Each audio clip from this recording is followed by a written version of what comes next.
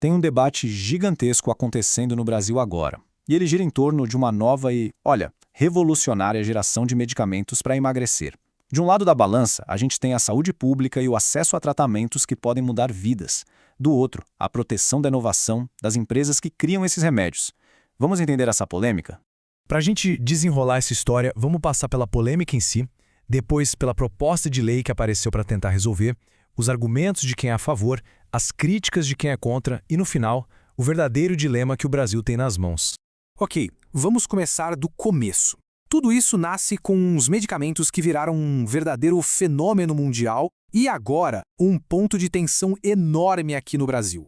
A gente está falando de remédios como o Mounjaro e Zepbound, que ficaram conhecidos como canetas emagrecedoras. A eficácia delas é impressionante. Tão impressionante que a demanda explodiu. Não só para tratar diabetes, mas também a obesidade, que, vamos combinar, é uma condição que atinge mais da metade da população adulta do país. E é aqui que o problema começa a ficar sério.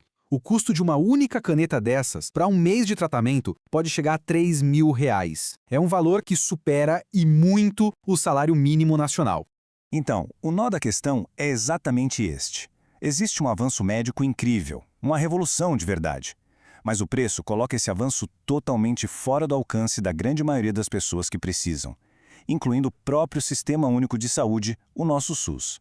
Bom, diante desse impasse entre a necessidade de saúde e um custo altíssimo, o Congresso Nacional resolveu entrar em campo com uma resposta política. E a resposta veio na forma desse projeto de lei, apresentado pelos deputados Mário Heringer e Antônio Brito. E só para a gente ter uma ideia da importância do tema, o projeto já teve o pedido de urgência aprovado, o que na prática faz ele andar bem mais rápido na fila de votações. O coração do projeto é o famoso licenciamento compulsório, que a gente conhece mais como quebra de patente. Mas olha, o interessante aqui é entender bem o que isso significa. Não é que a patente é anulada, não. É uma permissão legal para que outras empresas possam produzir genéricos mais baratos em nome do interesse público. É um mecanismo de emergência, sabe? O Brasil, aliás, já usou isso no passado, na luta contra a AIDS. Mas é super importante notar que esse é só o comecinho da jornada. O projeto ainda tem um caminho bem longo pela frente, precisa ser votado no plenário da Câmara, depois passar por todo o processo no Senado e só então, se tudo der certo para ele, ser sancionado pela presidência para finalmente virar lei. Certo. Agora, vamos olhar para o primeiro lado dessa história. Por que tanta gente defende que essa quebra de patente é o caminho certo? Essa frase do deputado Mário Heringer, que também é médico, resume perfeitamente o argumento principal.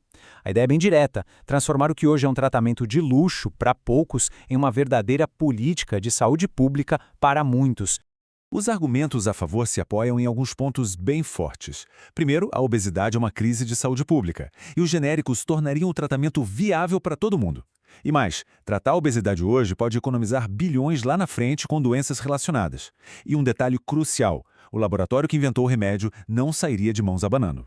E essa compensação, inclusive, já está definida no projeto. A dona da patente, a farmacêutica Eli Lilly, receberia 1,5% do preço de venda de cada versão genérica produzida aqui no Brasil. Muito bem. Agora vamos virar a moeda e olhar o outro lado da discussão. Porque, claro, essa proposta gerou uma reação imediata e muito forte, tanto de setores do governo quanto da indústria. Esse slide mostra com clareza o choque de visões. De um lado, a urgência da saúde pública gritando mais alto. Do outro, a defesa de um sistema que incentiva a criação de novos medicamentos, justamente porque garante a exclusividade para quem os inventa. É um conflito clássico. A principal voz contra o projeto veio do próprio governo federal. Essa fala do vice-presidente Geraldo Alckmin, que também é ministro da Indústria e médico, coloca o dedo na ferida no maior receio de todos: o impacto econômico negativo que isso poderia causar. As críticas vêm de todos os lados. O argumento central é que essa medida pode simplesmente espantar empresas que pesquisam e investem no país. Depois, tem o fato de que a própria OMS não recomendou esse passo para esses medicamentos específicos. E por fim, a farmacêutica alega que foi completamente ignorada nessa discussão toda. E aqui a posição do governo fica bem interessante. Eles são contra quebrar esta patente em particular para não criar instabilidade. Mas, ao mesmo tempo, são totalmente contra estender o prazo de patentes em geral, porque isso deixa os produtos mais caros por mais tempo. A mensagem é clara: a regra é cumprir a regra, sem encurtar nem esticar o prazo para ninguém. A reação do setor empresarial, representada pela Frente Parlamentar pelo Livre Mercado, foi ainda mais dura. Eles veem a proposta como uma ameaça direta ao ambiente de negócios no Brasil, argumentando que a proteção à propriedade intelectual é a base para o surgimento de novas tecnologias. E tudo isso nos leva ao centro da questão. Há um verdadeiro dilema com consequências gigantescas para o futuro da saúde e da economia do Brasil. No fim das contas, a decisão se resume a uma série de escolhas muito difíceis. O que pesa mais agora? Garantir que milhões de pessoas tenham acesso a um tratamento eficaz ou preservar um ambiente de negócios que promete trazer as inovações do futuro? Não tem resposta fácil para isso.